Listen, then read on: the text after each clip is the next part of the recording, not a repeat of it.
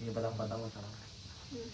Assalamualaikum warahmatullahi wabarakatuh. Waalaikumsalam warahmatullahi wabarakatuh. Bu, perkenalkan, nama saya Muhammad Ridho dari kelompok 11 mata kuliah Sistem Pengendalian Manajemen. Kami dari Universitas Siliwangi. Nah, pertama-tama kami mengucapkan terima kasih terlebih dahulu kepada Ibu karena telah meluangkan waktunya kepada kelompok kami untuk mengobservasi UMKM Ibu. Nah, mungkin untuk mempersingkat waktu, Ibu boleh memperkenalkan terlebih dahulu nama Ibu, terus sejarah UMKM Ibu berdiri terlebih dahulu.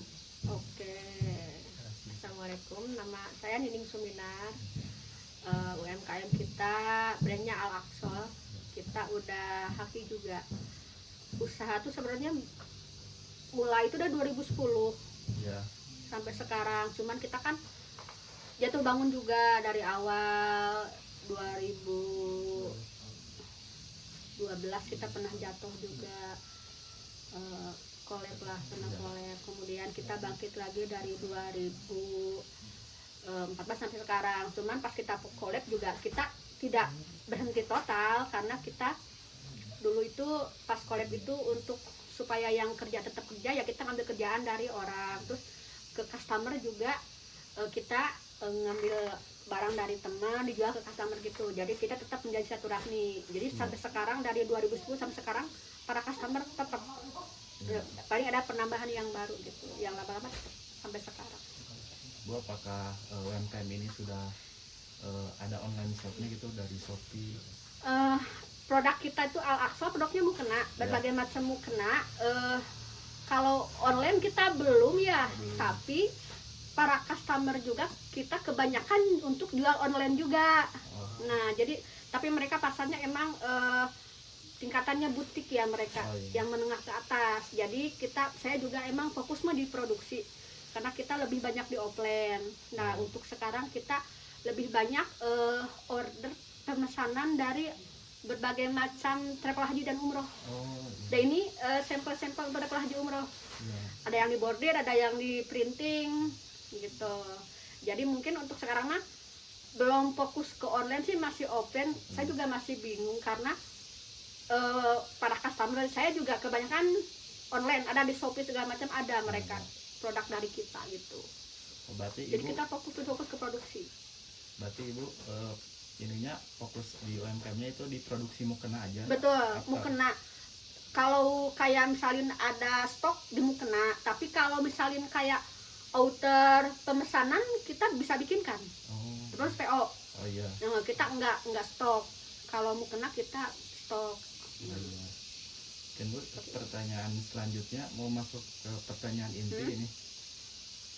Kalau Ibu punya target utama untuk usaha mukena ini, misalnya ingin menaikkan omset atau menekan biaya produksi, biasanya itu Ibu terjemahkannya ke langkah nyata apa di lapangan, dan siapa yang memastikan target itu benar-benar dijalankan sehari-hari?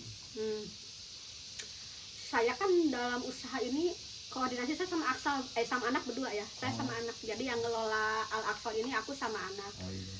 Anak aku, dia juga udah lulus kuliah sih dulu di Unpar. Anak saya disabilitas. Jadi saya sama dia koordinasi berdua.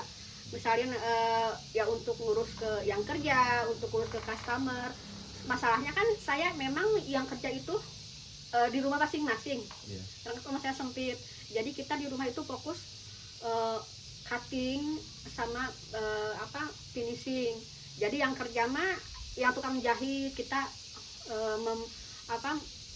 para tetangga, jadi maksudnya gimana ya, mempekerjakan masyarakat sekitar gitu. Jadi yang jahit dibawa ke rumah masing-masing, yang bordir juga ya, nanti kalau misalnya mau masih boleh, mangga silahkan langsung ke mereka ya, yang jahit ada di rumahnya masing-masing, yang jahit, yang bordir ada. Nah, untuk tadi itu ya omset. Nah, jadi kita dari dulu yang penting itu hubungan kita dengan customer jangan sampai terhenti. Itu poin utama. Jadi mungkin kadang setiap 2 minggu sekali apa sebulan kita selalu mengejar komunikasi, menanyakan gimana kabar mereka, gimana produknya masih ada atau enggak. Terus yang paling penting, misal mereka ada keluhan atau ada, kadang kan kita juga emang ada QC, tapi kadang-kadang ada 1-2 yang reject itu, nah kita siap ganti. Pokoknya kalau misalnya customer ada emang kesalahan di kita, ya kita siap ganti itu ke setiap customer kita. Nah itu untuk menjaga, jadi customer itu ada 2010 sampai sekarang masih berlanjut. Masih berlanjut sampai sekarang. Itu yang paling utama, kita juga menjaga loyalitas ya untuk customer.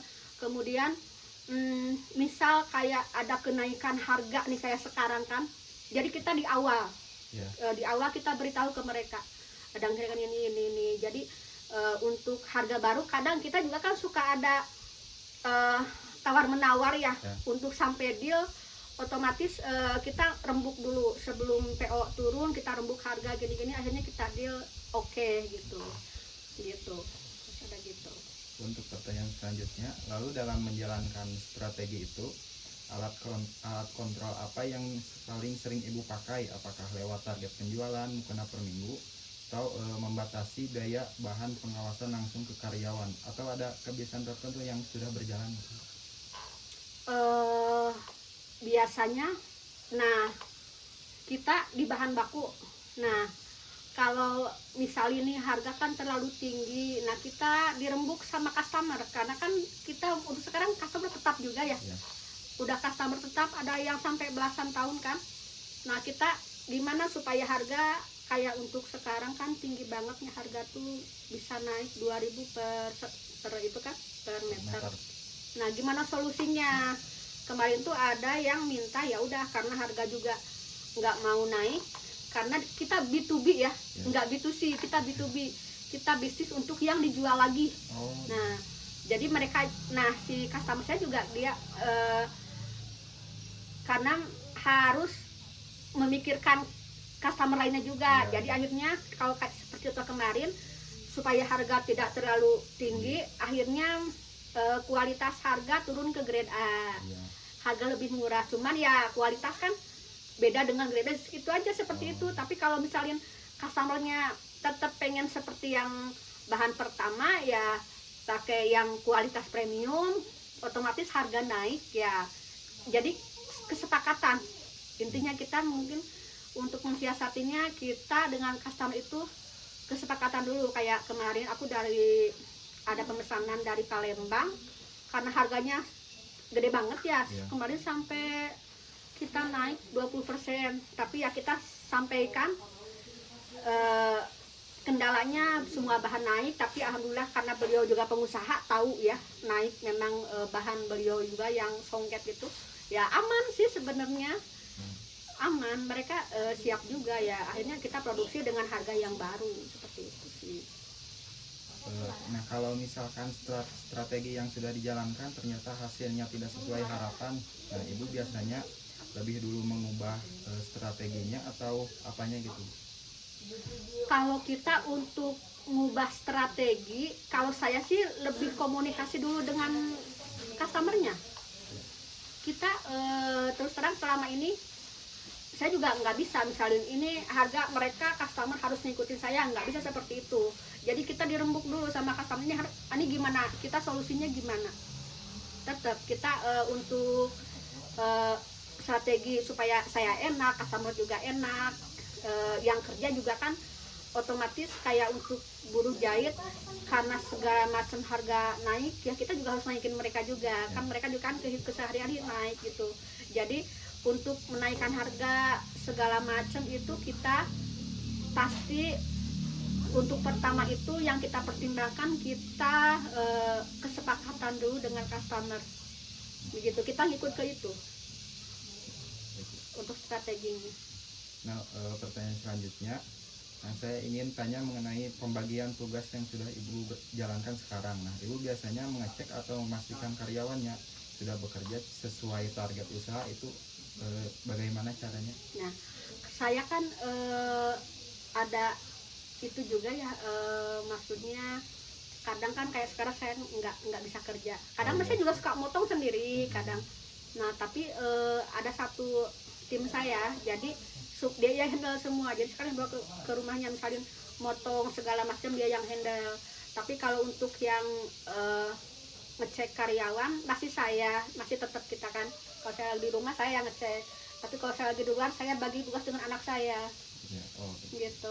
Jadi anak saya yang ngurus kerjaan di rumah, kan saya keluar kota ya anak saya yang itu dia bagian dari tim saya juga. iya. Nah, dengan pembagian tugas itu, apakah ibu merasa lebih mudah memantau jalannya usaha atau justru ibu masih harus turun tangan langsung untuk hampir menjalankan semua hal gitu? Lebih mudah. Saya Mudah.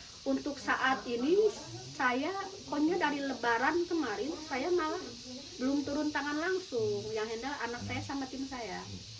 Karena kan bolak-balik operasi ke Bandung, saya ya udah saya cuma ngeliatin doang.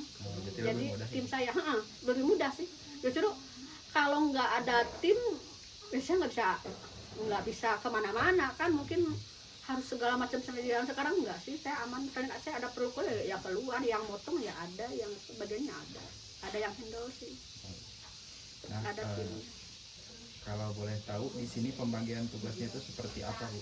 Misalnya apakah orang yang mencatat keuangan ada, yang ada memegang uang kas, atau ibu pisahkan ke orang yang berbeda gitu? Kalau keuangan masih saya khusus keuangan, tapi untuk yang lainnya sama yang lain deh handle. Kalau uang kan tapi kalau untuk pembukuannya kita kan di laptop ya, tetap dicek sama anak juga karena kita cuma berdua kan laptop juga. Tapi untuk uang ada, tapi karena kan kita ada rekening tersendiri, jadi bisa dengan rekening pribadi juga. Untuk usaha pribadi ada rekening khusus. Nah, ini soal karyawan ya, Bu. Apakah pembagian tugas dan jabatan yang ada sekarang ini mempengaruhi cara ibu merekrut atau menempatkan orang di posisi tertentu? Iya, karena kan kalau kita mesti simpel ya, kalau untuk UKM fashion, jadi yang dibutuhkan kan misalnya yang ahli jahit, terus yang ahli solder, ahli bordir, seperti itu. Jadi ya kalau yang punya keahlian tersebut meminta kerjaan dan emang kita pas membutuhkan karyawan ya kita terima. Tapi ya kita cek dulu jahitannya rapi enggak gitu. Nah terus kadang kan kita perlu yang printing juga tuh, kayak misalnya ini nih, ini kan di printing langsung nih. Nah ini kita kerjasama dengan perusahaan printing, jadi dengan mereka kerjasama untuk printingnya. Terus kayak itu ada bordir komputer tuh ini nih misalnya. Nah nih kita kan saya kan punya mesinnya yang Juki biasa. Nah ini kita kerjasama dengan perusahaan ini di Cibeti, tempatnya dia punya mesin komputer untuk bordir itu. Nah gitu. Nah, selanjutnya, dengan struktur kerja yang ada sekarang, apakah pengembangan karyawan jadi lebih mudah atau justru terasa lebih terbatas?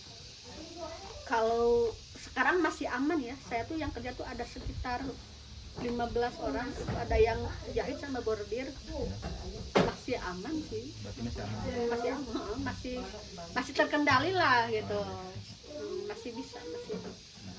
Kalau soal menempatkan karyawan di posisi tertentu, misalnya bagian jahit, packing, atau kasir, apakah ibu melihat keahliannya dulu atau lebih mengutamakan orang yang sudah ibu kenal dan percaya?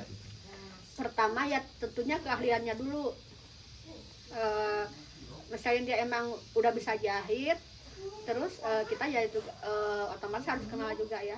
Saya pernah sih misalnya orang jauh ya kita cek dulu ke rumahnya, karena kan misalnya mesin dibawa ke rumahnya dia, misalnya dia mau kerja nggak punya mesin ya kita emang nggak siap mesinnya dibawa, jadi sebelumnya kita juga harus tahu rumahnya. Seperti itu kita kan kadang kan kita kalau lagi rusuh mah kita ambil ke rumahnya langsung tiap hari keliling gitu. Kadang kan saya ada PO yang 10.000 yang travelan nih yang dari Makassar per bulan kan 1.000. Nah jadi kalau itu mah printingnya kerjasama dengan pabrik di Bandung. Nah itu ini yang merah tuh itu dengan pabrik kain langsung. Jadi ya kita kadang kalau rusuh mah ya tiap hari kita keliling ambil kerjaan gitu, dikumpulin gitu hasil jahit gitu dari yang kerja. Ya. Nah, menurut ibu suasana kerja di sini itu lebih terasa formal atau ada aturannya, atau lebih kekeluargaan dan santai seperti di rumah sendiri? Enggak, kita lebih santai sih. Santai. Dan mereka juga, saya juga nggak tahu ya, malah ada yang ikut udah belasan tahun, Saya dulu kan pernah jatuh ya, Oh, pernah bangkit dulu, saya suruh pada pindah ke tempat lain, pada nggak mau, katanya udah nggak kenal sama itu teteh. Ya akhirnya saya kan dulu eh, minta kerjaan temen biar karyawan saya bisa pada bordir. Nah karena sampai ya alhamdulillah akhirnya saya kan bisa jalan lagi ya, mereka tetap sampai sekarang. Kalau sekarang kan kerjaan udah alhamdulillah kan, maksudnya PO tuh masuk gitu, pada kerja terus sekarang ya, seperti itu sih. nah kalau misalnya nanti struktur kerjaannya diubah, misalnya ada kepala bagian baru atau apa yang baru gitu, kira-kira budaya kerja di sini akan ikut berubah atau tidak Bu? Atau tetap sama gitu? Kalau ada kepala bagian yang baru gitu. hmm, Mungkin nanti dia kayak bikin aturan baru gitu ya. Nah, iya itu. Ya kalau aturannya itu memang bisa menaikkan omset perusahaan nggak masalah sih. Kalau emang dia bisa manage gitu, terus bisa memperbaiki omset segala macam, sebenarnya nggak masalah kalau bagi saya. Nah, kalau ada karyawan yang melakukan kesalahan, misalnya salah potong kain atau hasil jahitannya tidak sesuai standar, biasanya Ibu menegurnya bagaimana? Atau lewat jalur resmi atau lebih sering diingatkan secara santai layaknya keluarga gitu? Pasti ditegur ya, ditegur tetap, cuman ya kita kekeluargaan aja sih. Dan saya juga kadang paling enggak apa, kan kadang kalau yang lima ada yang saklek ya, ada sih juga.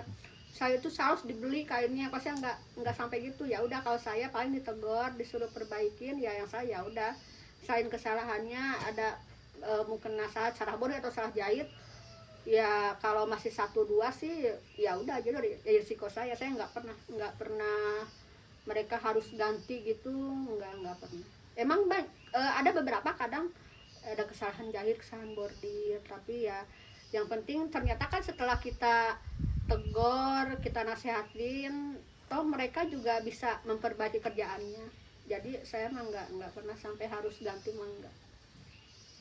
Nah, kalau soal menilai kinerja karyawan, Ibu biasanya pakai cara apa? Berdasarkan target yang dicapai atau hasil kerjanya langsung, atau lebih ke pengamatan Ibu sehari-hari? Yang pasti hasil kerjanya, hasil kerjanya. Hasil kerja. Hasil kerjanya. Berarti kan bisa tahu satu penjahit dengan satu penjahit kadang kuantitinya mereka berbeda ya. Terus kualitas juga berbeda kadang. Nah, kalau yang emang untuk kualitas yang kurang ya kita tegur. Tapi kalau kuantiti satu sama satunya kan beda, itu mungkin udah dia yang agak telat itu tidak bisa disamain dengan yang cepat. Jadi kadang saya memang ngelihat misalnya ini si A sehari dapat 30 misalnya, si B cuma dapat 10, otomatis kan nanti kita hasil kerjaan lebih banyak ke yang lebih cepat. Nah seperti itu sih. Jadi kita kadang gini, misalnya aku ada deadline, kayak sekarang aku ada deadline hari ini harus kirim. Nah aku tanya ke yang nggak cepet, sampai hari Rabu sanggup berapa setel. Nah dia bilang sekian, ya udah sisanya kita lempar ke yang lain. Yang penting di hari deadline kita dengan klien itu semua barang harus beres. Jadi kita tanya dulu, pokoknya sampai tanggal sekian sanggup berapa. Nah itu mereka kalau udah sanggup, mereka harus benar-benar beres gitu, karena kita juga kan udah perjanjian dengan klien, itu aja sih. Jadi ya emang kalau dia sanggup sekodi ya sekodi kita kasih, kalau sanggup 10 cuma 10. Yang penting di hari deadline itu kerjaan beres dan nanti kita ganti dengan kerjaan yang lain gitu biasanya. Nah, apakah cara penilaian Ibu dan penghargaan yang Ibu terapkan itu terasa membantu dalam mengendalikan perilaku kerja karyawan atau belum terlalu berpengaruh? Kayaknya berpengaruh ya, karena mereka nurut sih, alhamdulillah. Selama ini, karena terus terang ya ada yang udah bapak-bapak udah sepuh juga masih ikut kerja.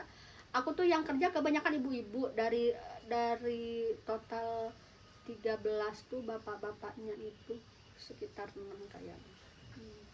Tapi ya mereka alhamdulillah selama ini aman sih, masih ngikut apa yang kita inginkan. Maksudnya kan kadang ada yang baru, jahitan baru, kadang customer itu ada yang ya udah oke gitu, tapi ada yang protes misalnya ya itu kita mah ngikut customer sih, jadi standar customer.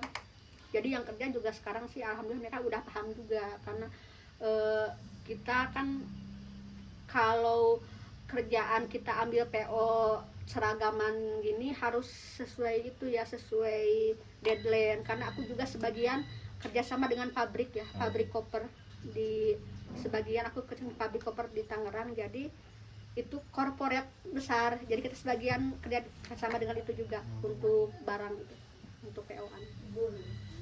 Nah, dan bagaimana cara Ibu memastikan karyawan tetap semangat dan rajin bekerja? Apakah ada bonus, pujian, atau hadiah kecil kalau mereka mencapai target, misalnya target jahitan atau penjualan mukena dalam sebulan? Nah, jadi kita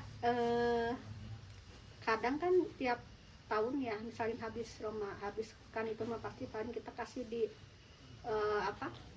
di kayak THR gitu kan. Ya. Nah, THR pasti kita tinggi, tapi kita kasih THR juga satu dengan satu nggak sama, tergantung saya ngelihat dari hasil itunya, misalnya ini dia setahun berapa ribu setel.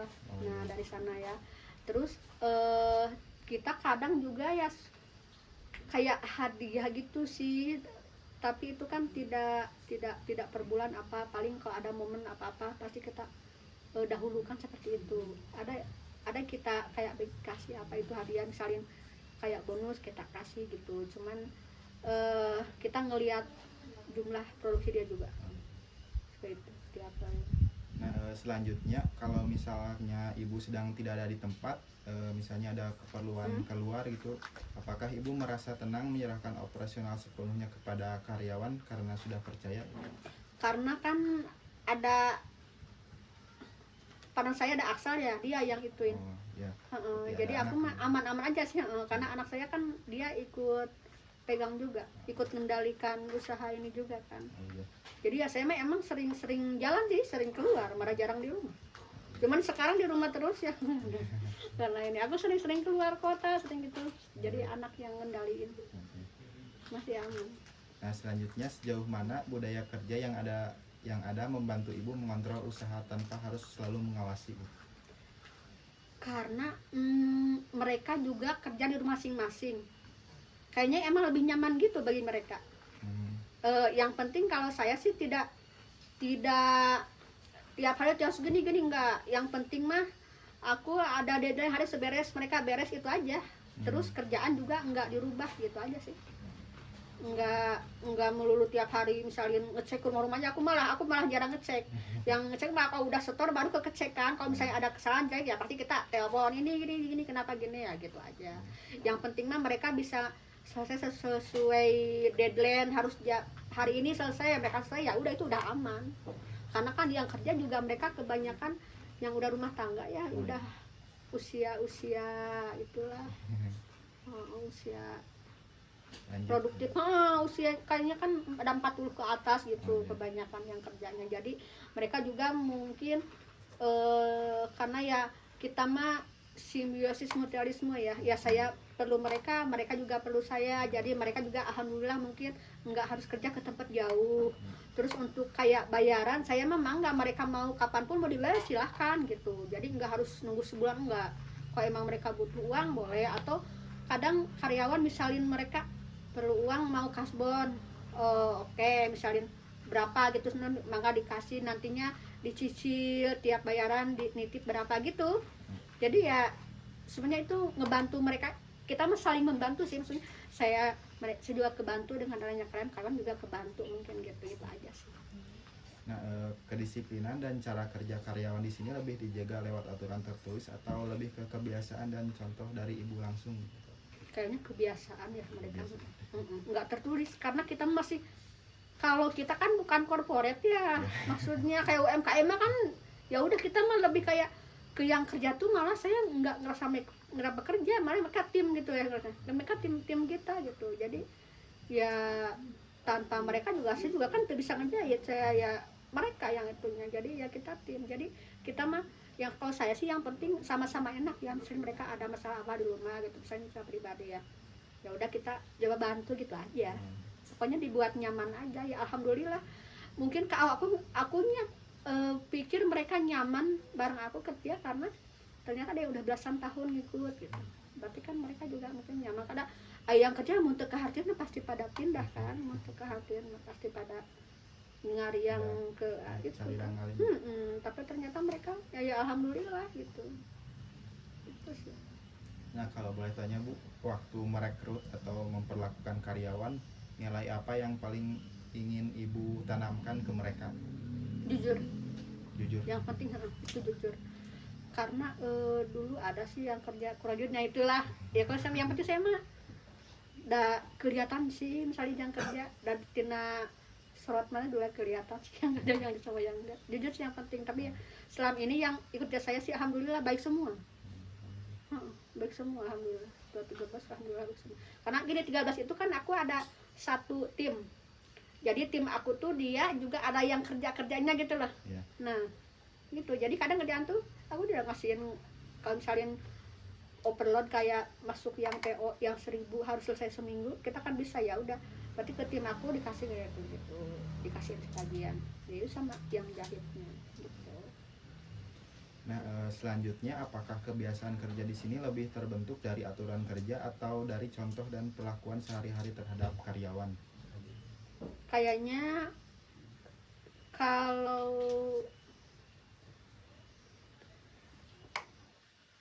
perlakuan sehari sih sepertinya sih mereka karena kan mereka di rumah masing-masing jadi saya juga nggak begitu paham kan nggak tiap hari yang jelas mereka ambil kerjaan mereka setor gitu aja saya mah.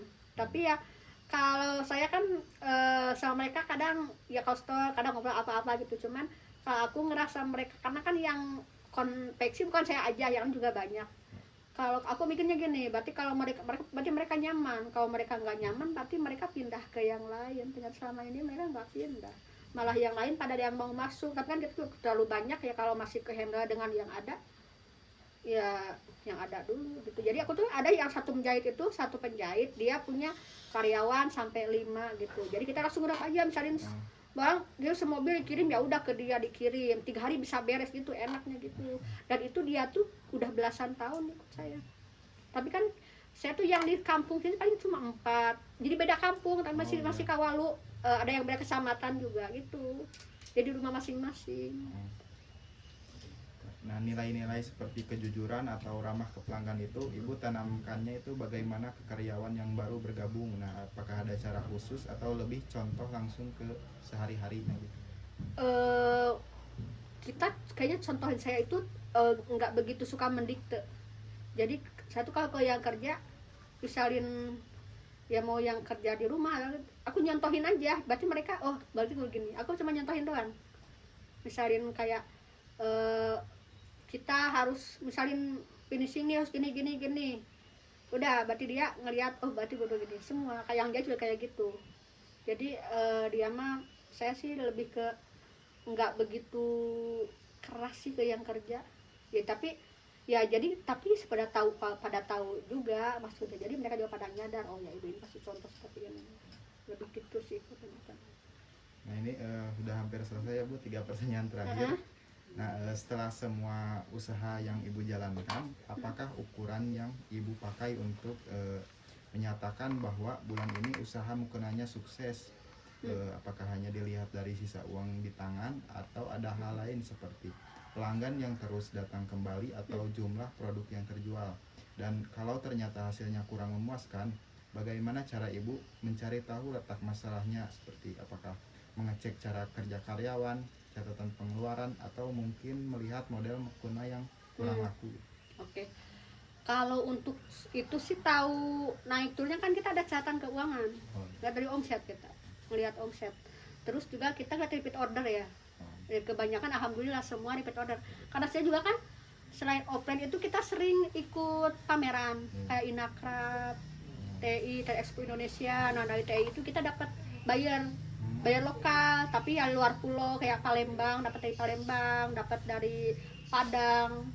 Nah mereka itu contohnya yang Padang dia itu punya berapa 20 toko. Jadi dia sampai ribuan kan PO ke kita untuk toko dibagi toko-tokonya. Nah gitu. Jadi kita juga ngelihat dari repeat ordernya customer, terus kita juga ngelihat omset, ada pembukuannya. Jadi kita bisa ngecek untuk selama ini sih alhamdulillah aku omset dari 2022 sampai sekarang naik terus tiap tahun. Jadi alhamdulillah untuk sekarang sampai 2025 kemarin omset naik terus karena saya kan binaan Pertamina juga. Nah, dari Pertamina kan sering diikut sertakan dalam berbagai pameran. Inakrab, Smexpo yang lokalnya, terus yang internasional Trade Expo gitu. Nah, di pameran itu kita mendapatkan buyer, pengunjung. Mereka setelah di pameran pesan, mereka langsung minta kartu nama, kan yakin kartu nama awal pasaran, pada telepon pesan. Nah, terus untuk yang PO, saya menargetkan mereka harus DP dulu 50%. Baru kita, pokoknya DP turun, produksi mulai. 50% kita DP. Setiap produksi PO. Nah, selanjutnya jika hasil penjualannya ternyata tidak sesuai target, bagaimana cara Ibu mencari tahu letak kesalahannya? Apakah Ibu mengecek kembali cara kerja karyawan atau mengecek catatan pengeluaran? Yang pasti mengecek catatan pengeluaran. Kalau karyawan kan itu mah tergantung bahan kita ya, tergantung kerjaan kita. Yang jelas itu catatan pengeluaran harus kita cek catatan pengeluaran kita. Jadi kita koreksi lagi, ada kebocoran di mana setelah ketahuan karena ada pembukuannya ya baru kita perbaikin. Seperti itu. Jadi dari ngecek pengeluaran. Nah, pertanyaan terakhir ya Bu, setelah tahu penyebabnya, langkah apa yang biasanya Ibu ambil agar bulan depan bisa lebih baik lagi? Berarti kalau misalnya nanti ada yang bocor nih di pengeluaran apa ya kita perbaikinnya, misalnya dari bahan kayak dari kain ya kita tapi kebanyakan untuk sekarang ya entar kalau misalnya saya tuh kadang ada kayak kemarin kesalahan yang aku pernah bocor, kesalahan di yang bagian logo, aku ada di logo ada logo sih salah warna, tapi itu kan resiko kita, itu untungnya cuma 50 setel kemarin. Nah tapi itu karena itu kesalahan kita ya udah kita ganti, kita bikin baru lagi. Terus yang mukenanya itu kalau jadi mukena ya udah kita sedekahkan ke pesantren kayak gitu sih itu katanya yang terjadi sekarang. Karena juga kan nggak mungkin dijual orang ada logo nama itunya kan, nama apa travel hajinya, ya udah kita kasihkan. Alhamdulillah ternyata ada pondok yang mau nerima ya karena mereka juga butuh mungkin, alhamdulillah akhirnya. Ya atau kalau paling enggak misalnya ada barang-barang gitu ya kalau misalnya ada donasi kita donasikan gitu aja sih. Jadi untuk kebocoran mah ya selama ini ya kita ngelihat nih apa bocornya di mana, misalin kayak dibeli kain kemahalan kita cross check ulang, kita kalau misalin kain itu emang mahal nggak masuk ya kita pakai bahan baru, cuman tetap kita koordinasi dulu dengan klien yang PO. Seperti itu aja. Mungkin Bu, terima kasih atas waktunya yang setelah Ibu luangkan. Pertanyaan dari awal hingga akhir sudah selesai. Mohon maaf jika kami merepotkan Nggak Ibu. apa-apa, cuman saya nggak ada apa-apa itu. Iya Bapak. Saya nggak bisa kemana-mana. Ini udah ya di rumah doang, nggak bisa naik motor apa-apa, ya di rumah aja. Maaf ya nggak itu. Gak apa-apa Bu. Mungkin selanjutnya mau video-video di sini. Oh boleh, sok aku nyalain ya.